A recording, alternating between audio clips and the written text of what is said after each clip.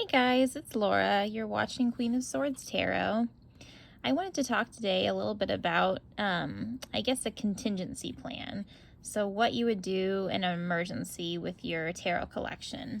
Because I heard I read a statistic in the Wall Street Journal recently about wildfires, that 1 in 5 homes in the United States will be affected by a major wildfire at some point in time in the next 30 years.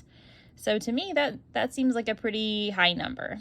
And myself personally, I've been affected by a few major wildfires. I've been evacuated from my home.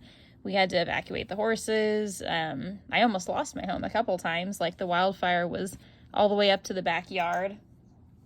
So I definitely know what that means to have a major fire kind of invade your life and strike your home. So anyway, that got me thinking about, what we would do with our tarot collection and how we would prioritize if an emergency like that arose. Because, you can't take everything with you. You only have to, you can only grab what you can grab, and you have to think about what's most important to you. So if we even had the ability to take tarot cards with us, it's good to have an idea of what we would take with us, have a little go bag. So this idea came to me. If we had a go bag, which I'm thinking of doing, what cards would we put in there? So for me personally, and I might make this a hashtag because I'm so curious what other people would put in there, I am going to make it 5 decks. So I'll call this the Fire Drill 5. What 5 decks, if you were impacted by a wildfire, would you put in this go bag of your, I can't sort of not live without, but, if I had to know that I was losing the rest of my collection, these are the 5 both tarot and oracle decks that I would want with me. Knowing that I would lose the rest of my collection, these would get me through those hard times until I could rebuild my collection. And, these are the priority decks, I guess. So anyway, I thought it was an interesting idea, and I might actually put it in practice. So let us begin. My first deck I have for you guys is the Mystical Manga deck. These are the backs.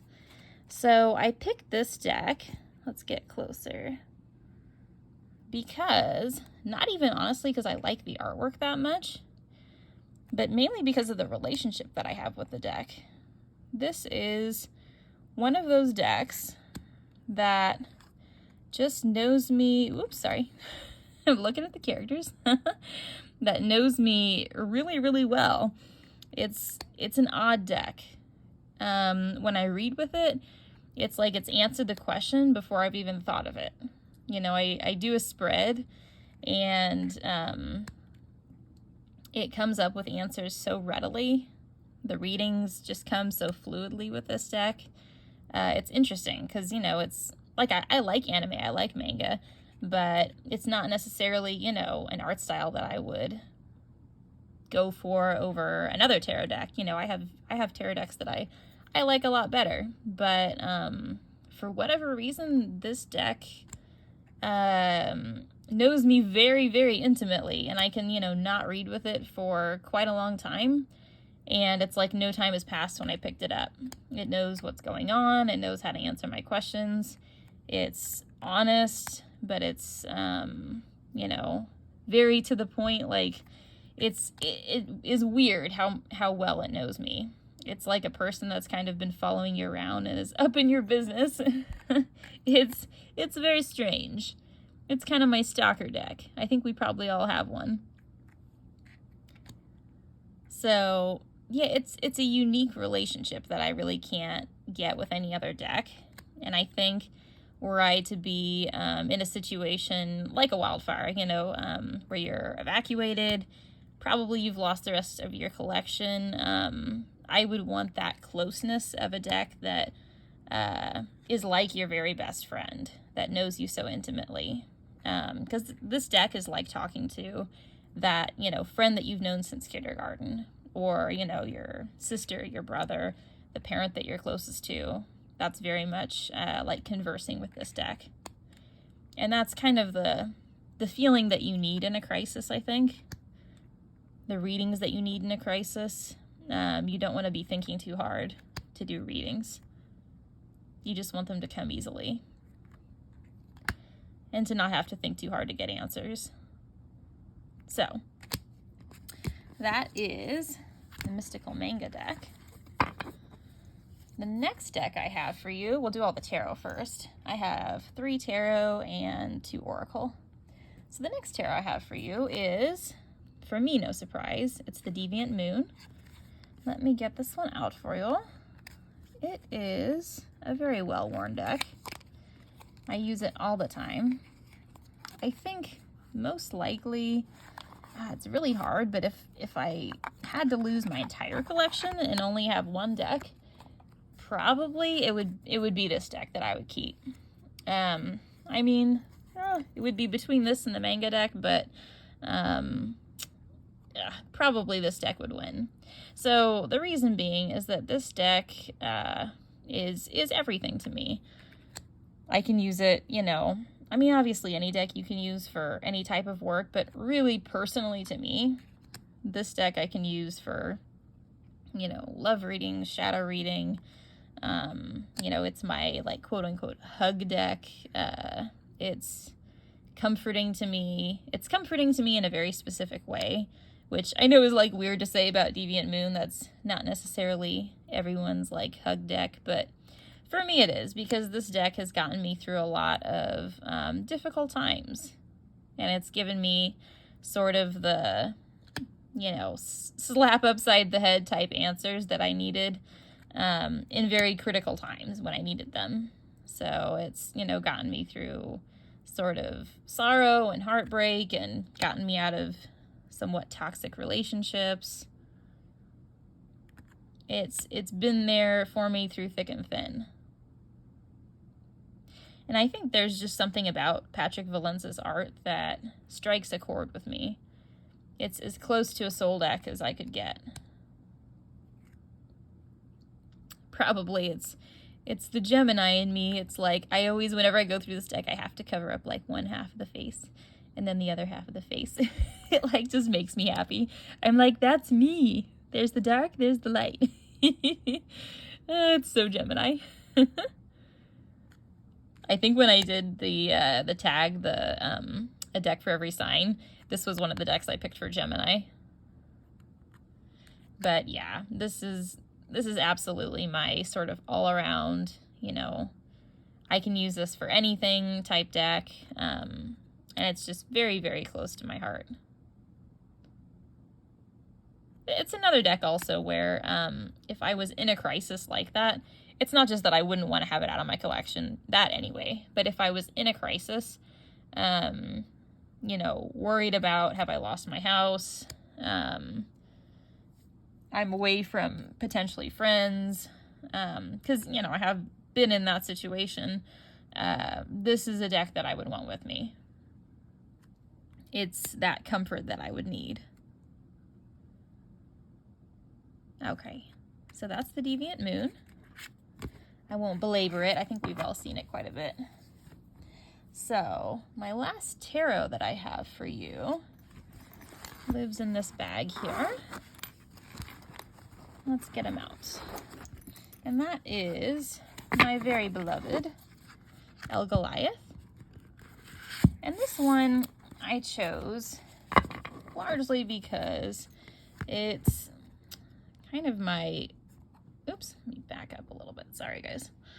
It's my best deck for kind of getting in touch with my, I don't know, sort of deeper, darker feelings, which I think would be very necessary if, if memory serves. When I was in that place, having been evacuated during the wildfires, you need a deck that can be there for you in a very specific way with dark feelings.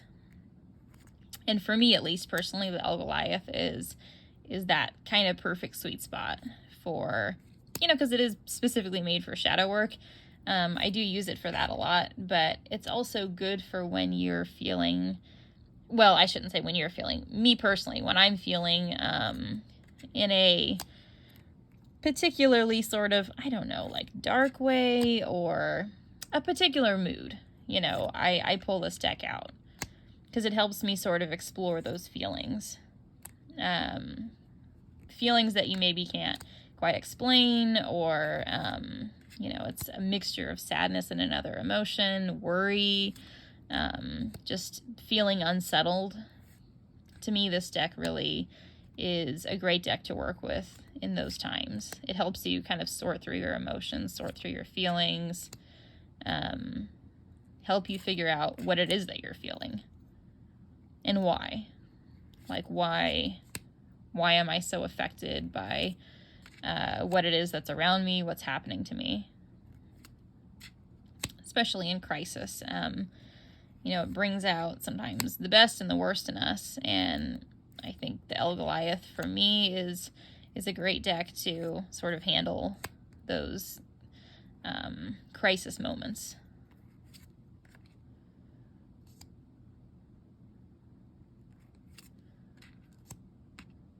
Definitely one I would have with me.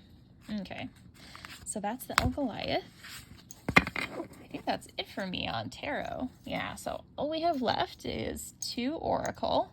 5 is not a lot, guys. It is very little. When I was going through my decks, I guess I just chose 5 because that seems like a reasonable amount to grab when you're, you know, in such a rush and you don't really want to be, you can't take much as it is when you're evacuating. It's just not realistic.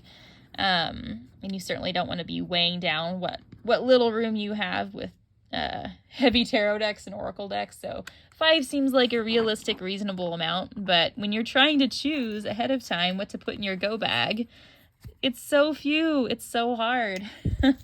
So if you guys do it, which I hope you do, I'm sorry, it's difficult to do, but it seems like a reasonable number. All right, so this is kind of a cheat. I took my 2 Froud decks, the Heart of Faerie and the Faerie Oracle, and put them together in one deck. But I think neither of them are huge. Together, it's not terrible, so I cheated. I made them one deck. And this is my 4th deck that I would take with me. So like I said, these are the 2 Froud decks together, and I feel like I would definitely need to have this. Because working with fairy energy is just super important to me. I think, you know, if you're a person that works with a particular god or goddess, or just any kind of divine energy, then you would obviously want a deck that helps you do that if, you know, that's a major part of your practice. Or like if you work with angel energy, you probably want your angel deck in a crisis. So for me, you know, fairies is kind of super important to me. So I would definitely want this deck with me because it kind of encapsulates that really authentic fae energy. You know, when you draw a card, you feel like you're brought into the fae realm, for me, in the most tangible, authentic way possible. So if I was, you know, for one, with the Heart of Faerie, I could not bear to lose that deck. Like, I would take it along just for that reason alone, but both of them together, too. Not only could I not handle, you know, probably the time gap of, you know, if I lost my collection, having to replace those 2, because I use them every night, really, I do. But also just, like, the lack of getting to work with these decks would be really hard on me. Like, because I use them so often. Just that practice of working with the Fae energy, I couldn't replicate that, what I do with this deck, with another fairy deck. And it is hard to get a hold of Heart of Fae. So it's reasonable, I think, that this should take a place in the bag. It's so unique. You just can't get this with another fairy deck. I know I say that all the time, but I just find it to be so true. Although what I would say though is that, like, don't rush out and spend a bunch of money on Heart of Faerie, because, you know, unless you're like super into working with Fae energy, you can get a lot of the same type of benefit from working with just the Oracle, the Faerie Oracle by Froud as well. So by all means do what you want, but it's not totally necessary. I'm never a proponent of like spending a bunch of money on an out of print deck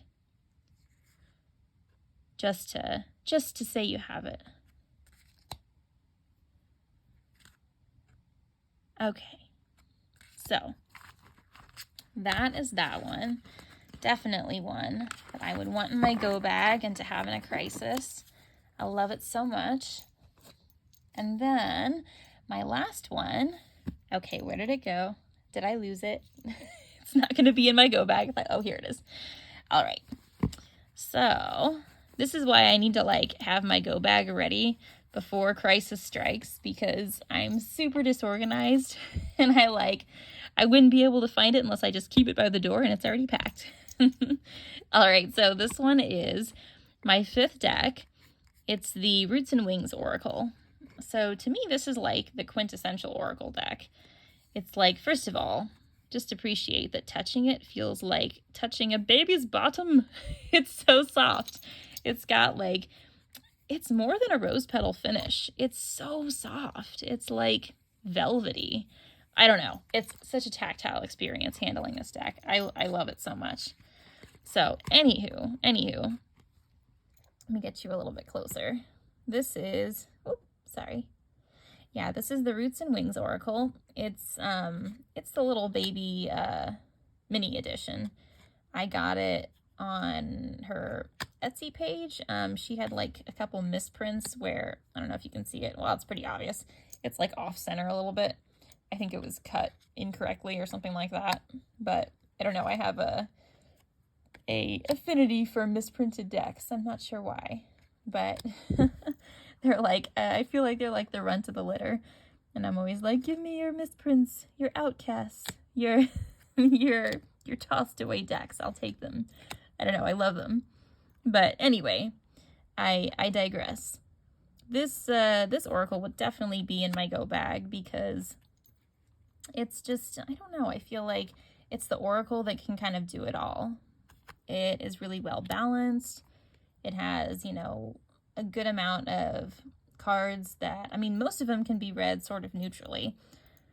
But, you know, there are ones that sort of lean more in the positive direction, some in the more negative direction. And even the ones that are positive and negative, you can take them, you know, in a neutral way. Like it leaves a lot to your intuition and your reading style, and also the context that the reading is in, which is really, I think, how you want an Oracle deck to be. You don't want it to be too biased. So, and also, I think the aesthetics of this deck kind of allows it to be paired with any other deck. So, you know, if you're only going to have like one Oracle deck, or one or two in this case, this is an awesome deck to have. It serves so many purposes. So, you know, if I was going to go a long time, obviously, before being able to rebuild my collection, and also only have one or two Oracle decks to work with in sort of crisis time, I'd absolutely take this one over all my other Oracle decks.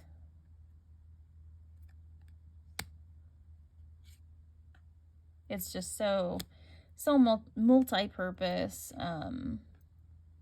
such a good reader, very intuitive.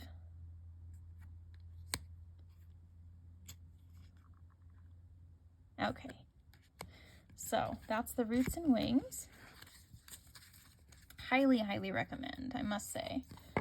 Okay, so I do have, it's kind of cheating, but I do have a kind of like bonus deck that if I could fit it in the bag, if I could have time to grab it, I totally would. Because it's not that this is like you know, an earth-shattering deck or anything like that. But having been in wildfires, I know that you sort of need like a hug deck, like a serious hug deck during that kind of a crisis. And for me, this deck is totally a major, cuddly, fluffy, warm hug deck. Like, I use it all the time because, I don't know, I just like it. And it's the Therapets by Kate Allen.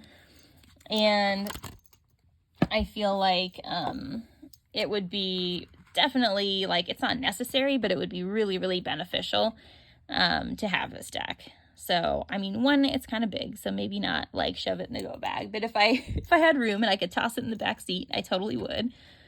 So this is what it looks like. It's basically these lovely, sweet, cute little animals giving affirmations. So it's really not like a tarot or an oracle. It's basically an affirmation deck. And it's so, so sweet. Super cute, super sweet, like just adorable. I gave this to a friend's teenage daughter that was going through a lot. Perfect for her. It's a wonderful deck. If you're in crisis, if you're just, you know, having a lot of changes in life, or if you just want, you know, a deck that's going to kind of give you a boost. It's a super sweet deck. I love it. This is kind of like the tone of the whole deck, is it's going to be okay.